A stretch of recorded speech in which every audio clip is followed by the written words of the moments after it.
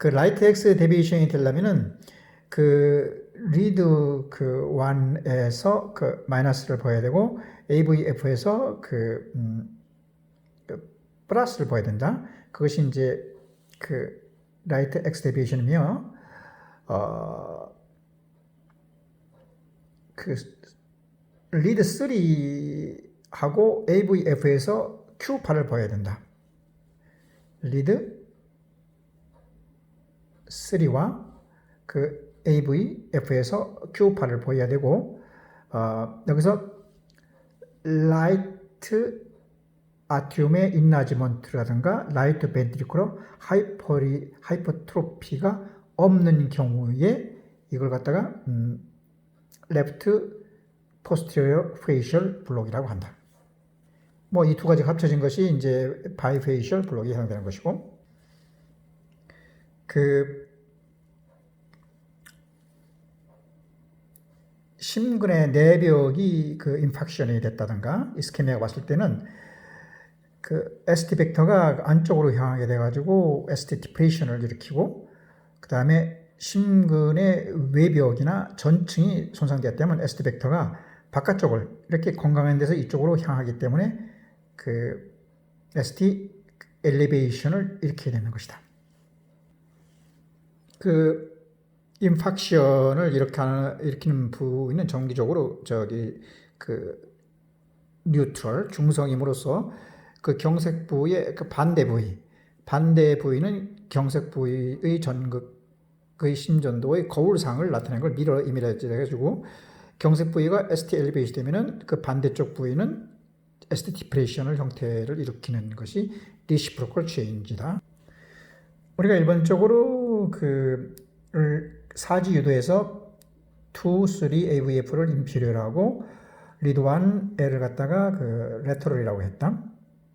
그리고 이제 그 하라젠탈 리드에서 보면은 V1, 2를 septum이라고 했고 3, 4를 anterior이라고 했고 5, 6를 갖다 레터럴이라고 했는데, 만일 inferior 2, 3 AV에 인팍션이 있다고 하면은 리시프로컬 체인지는 V, 3, 4 anterior에 그 체인지를 일으키게 되는 것이고, 만일 posterior 여기 이제 리드를 달 수 없는 7, V7과 V8에 그 ST 엘리베이션이 있다고 하면 그 반대쪽은 그 septum V1, 2가 리시프로컬 체인지를 해가지고 디프레션이 되는 것이다. 이 그림에서 이제 리드 1, 2, 3가 있고 AVR, AVL, AVF가 있고 V1, 2, 3, 4, 5, 6가 있다면 리시프로컬 체인지를 일으키는 것은 인피어리 같은 경우는 그 2, 3 AVF가 있으면은 그 엔테리어 3나 그 4의 그 리시프로컬 체인지를 일으키라고 했고, 또 동시에 체인지를 일으키는 것이 레터럴도 마찬가지로 그 리드 1과 AVL도 그 리시프로컬 체인지를 일으키다 보면 되겠다. 그리고 7, 8의 그 엘리베이션이 있으면 V1, 2에 그 리시프로컬 체인지를 일으키고, 그 라이트 벤트리클의 그 인팍션이 일으키면 대개 V3나 V4 라이트 쪽에 그 엘리베이션이 되면서 동시에 그 2, 3 AVF도 엘리베이션을 일으키면서 그 디프레션 되는 것은, 그러니까 그러니까 리드 1하고 그 AVL에서는 그 디프레션을 느낀다. 이렇게 해서 이제 오심실 라이트 벤트리클 인팍션도 그 오른쪽 흉부 유도인 그 V3R나 V4R 그 ST 상승이 있으면서 2, 3 AVF 상승이 있을 때 반대쪽으로 디프레션 되는 것이 리드 1과 그 AVL이라는 것을 기억을 해야 된다. 포타슘이 많을 때의 그 EKG 변화가 상당히 중요하다. 그 포타슘의 정상치는 3.5하고 5.3인데 적을 때도 문제지만 많을 때 문제다. 우선 그 포타슘이 적은 원인은 여러 가지가 많지만은 예를 들어서 뭐 혈압약 같은 거 썼을 때 다티라 피로사마이드 같은 거 쓰면 포타슘이 뚝 떨어지게 된다. 그렇기 때문에 알닥톤을 써서 포타일을 보충하라고 했는데 이때 3.5 이하로 떨어지게 되면 어떤 이케이지가 나타나면 유파가 나타날 수가 있고 또 토르데스 포인트가 될 수가 있는 QT가 늘어나는 그러한 것도 있을 수가 있다. 그래서 이제 포타슘이 적을 때는 뭐 시금치라든가 바나나처럼 포타슘 많은 걸 준다든가 혹은 KCM을 2앰플을 노말 믹스해가지고 뭐 천천히 IV 하는 그런 치료를 한다든가 혹은 또 이제 혈압약을 끊는가 혹은 알닥톤 같은 약을 줘가지고 포타슘을 유지해야 되고 정상 3.5하고 5.3보다 조금만 높아가지고 5.3보다 큰 5.5만 된다 하더라도 포타슘이 많게 된다. 그러면 포타슘이 많다는 것은 수소이온이 많으니까 애시도시스가 된다. 그러니까 이때는 이제 다이루틱스 가지고 오히려 포타슘을 떨어뜨려야 되고 5.5하고 6 사이에 5.7이라고 하는 것이 상당히 중요한 포인트가 되는데 5.7이라는 것이 이게 CRF의 기준점이 되는 것이다. 그러니까 포타슘이 5.7 이상 되면은 이제 CRF 돼가지고 애시도시스라고 하는 것인데 그 EKG가 만일 그 포타슘이 5.7 이상 되게 되면은 T파가 톨하게 나타난다. 상당히 높게 나타난다는 것이고 그것은 5.7 이상 될 때 나타나는 것이고 그다음에 이제 그 만일 포타슘이 그 7 이상 될 때는 어떻게 되냐면은 그 물론 이제 피크드한 T는 말하는 것도 없고 P파가 소실된다. P파가 소실되고 그 다음에 이제 만일 그 8 이상이 될 때는 그 T파가 높고 P파 소실되는 거 플러스 해가지고 PR 간격이 커진다.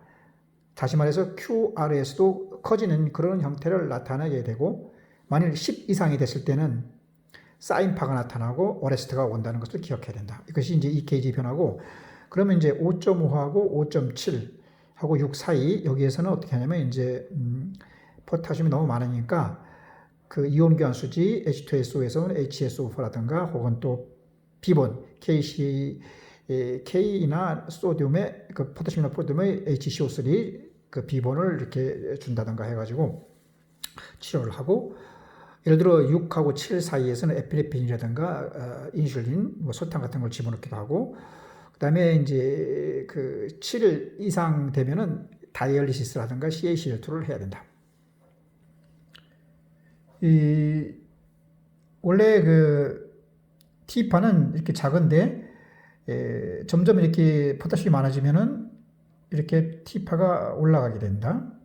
그걸 기억을 해야 되고 또 이렇게 이제 더 많아지면 사인파가 나타나가지고 오레스트 온다는 걸 기억하면서 만일 칼슘이 많으면 수축이 잘 된다.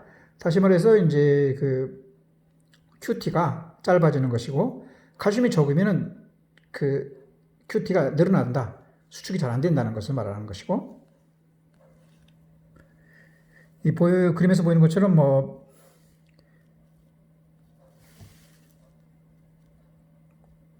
포타슘이 많으면은 유파가 나타나기도 하고 또 하이포소미아 저온 때는 델타파가 QRS의 그 S 장치에 그 델타파가 나타난다는 거. 그다음에 이제 클래스 1. 네, 키니딘이 너무 많을 때는 그 역시 그 유파가 나타날 수 있다는 것.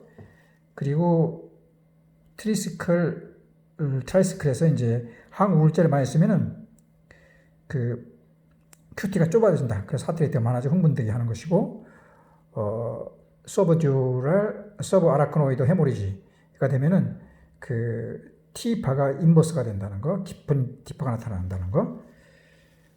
그리고 이제 그 방금 얘기했지만 포타슘이 만일 떨어지면은 그 QT 인터벌이 벌어져 가지고 토로다스디 포인트가 되는 거고 수축이 안 되는 거고 칼슘이 많아지면 그 QT가 짧아져 가지고 수축이 잘 되는 것이고 그러니까 QT 인터벌이 길어지냐 짧아지느냐 그리고 이제 스코핑이라고 해가지고 이것은 이제 디기탈리스의 그 인톡시케이션에 의한 것이고 한 번은 그 알파가 높고 한 번은 적고 알파가 높고 이걸 갖다가 이제 일렉트릭 얼터넌스라고 해가지고 이런 경우는 탐포네이드라든가 뭐 이런 것이 있을 때 또 에퓨진이 많을 때 나타나는 파들이다.